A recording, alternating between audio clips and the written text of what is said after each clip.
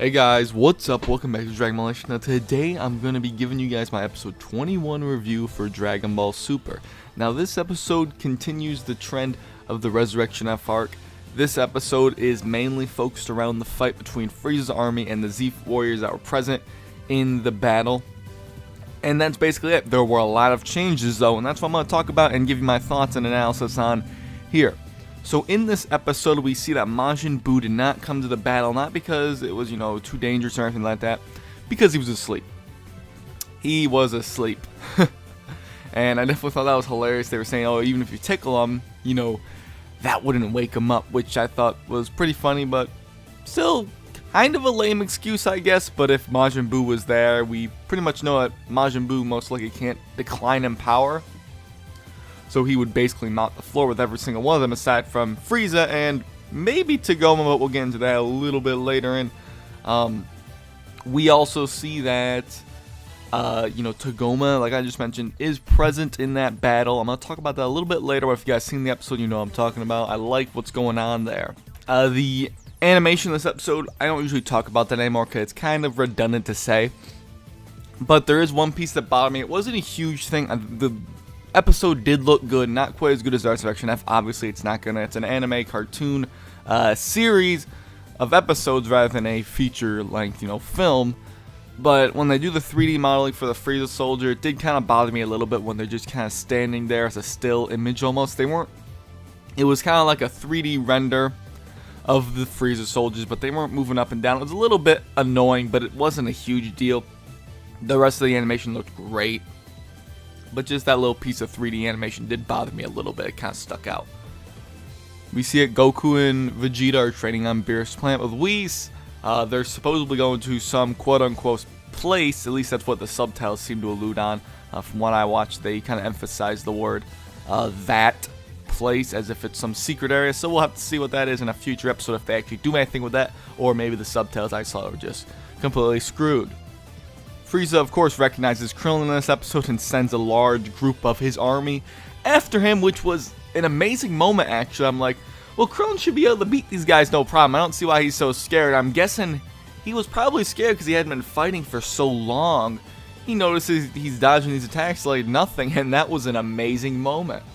He's just like, oh, these attacks are so slow. I can dodge all of them, and he just completely obliterates him with his little scatter shot energy attack that he used on the Cybermen in the Saiyan Saga, which was amazing to see that happen. Shisami also joins the fight as we saw in the film, but this time he goes and Gohan fights him. Gohan is shooting blasts at him. Shisami's, Gohan's in his base form shooting blasts at him, and Shisami's blocking him. I'm not sure if Gohan really was trying to do anything with those blasts. And the reason I say this is because when Shisami grabs Gohan in a this grip he has, Gohan's, completely incapacitated, quote unquote. But Gohan basically is just powering up. Nothing really happens to this, and what was said was, Gohan says to Shisami, I just had a daughter born, and when people like you come into this world, that really annoys me. I'm paraphrasing, of course, but that line was it was a little corny with the subs that I watched. I'm sure when the Dragon, any of the more accurate subs come out, I really want to go back and see what that line says, because I really enjoyed that line and how that was written. It was just a nice little moment in the episode. Then Tagoma, who is present, kills Shisami by blasting him, and that blast therefore goes through Shisami and through Gohan and puts him down to the ground. And as we saw in the film, that's when Piccolo revives him and they get the Sensu, but Gohan had a huge hole through him, so I guess the Sensu did take care of that hole for him.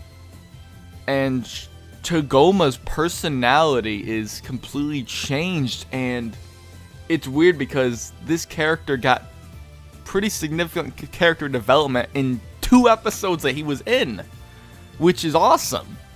Not sure how long he's gonna last in the show, but we'll see how that goes down. But it's revealed that Tagoma was Frieza's sparring partner during his training. Obviously he wasn't keeping up very well, it didn't seem. He had to keep going to the healing chamber just about every day, it was implied. But we don't know how strong he is. In the next episode, it appears that he will be fighting some of the Z fighters. But the episode preview showed Gotenks, Super Saiyan 1 Gotenks, thrashing him. So hopefully he's not anywhere close to that level, or Gotenks got very, very weak over the course of these last few years in the series.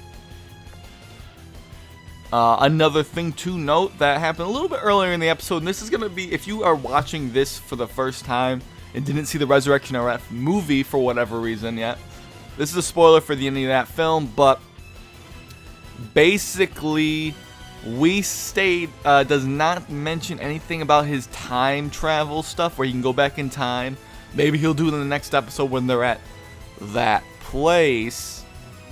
But he doesn't say anything in this episode, and maybe they won't have that whole Earth blowing up happen at the end of this arc.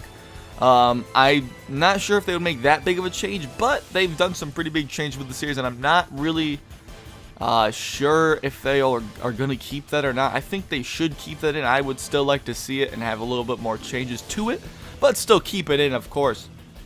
I thought it was kind of a cool... I always thought that was a cool scene in this series, but the power scaling for this saga does seem a little bit smoothed out from what it was in the movie. I mean, I think that the Frieza Warriors should not be giving them as much trouble as they are, even though it looks like, you know, Gohan obviously has stated not to be trying to kill any of them, but it looks like everyone's kind of doing that except for Krillin, I guess. But it's a little weird, but I do try to turn my brain off when I watch the movie for this part, because it doesn't make a lot of sense at all, and there's really no way to explain it. There's no way they would have declined that much, especially because, like I said, again, in the subs that I saw, Frieza says that these soldiers are a mix of second grade Frieza soldiers. So, you know, that could be different in other subs, but when it goes on something that specific, it could be a little bit different. But when it comes to numbers, usually they're not wrong when they're translating to the subs, but who knows. Oh, also Ginyu appeared again at the end of this episode. But yeah, that's pretty much it for the changes. There's a lot of big things to come. Nothing to really make a video about yet. Gohan did say that Frieza's first form power was pretty much completely different world right now, which I don't know if he's comparing him to like Boo or anything. I would doubt it, but once Frieza transforms into his final form and he's all done with his first form, we can do a little video on that, because I think there's a couple things you can say. I'll probably do it with Mike from Laughs at Me, because we love talking about power scaling. I don't think Frieza's first form is going to be quite that high. I think what he says it's in a completely different, you know, world, or what. I'm paraphrasing, of course, because I don't have it right here in front of me. But when he says that, I'm pretty sure he just means it's way, way, way higher than what it was before. Not necessarily stronger than Boo, but it is possible, but highly unlikely.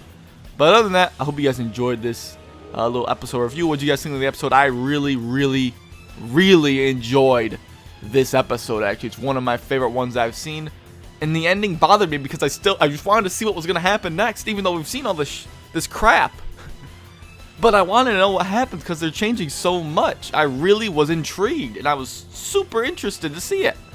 So hopefully you guys enjoyed this episode review. Let me know what you guys thought of it, what you think of the episode, and what you think is going to come in the future. But other than that, I'll catch you later.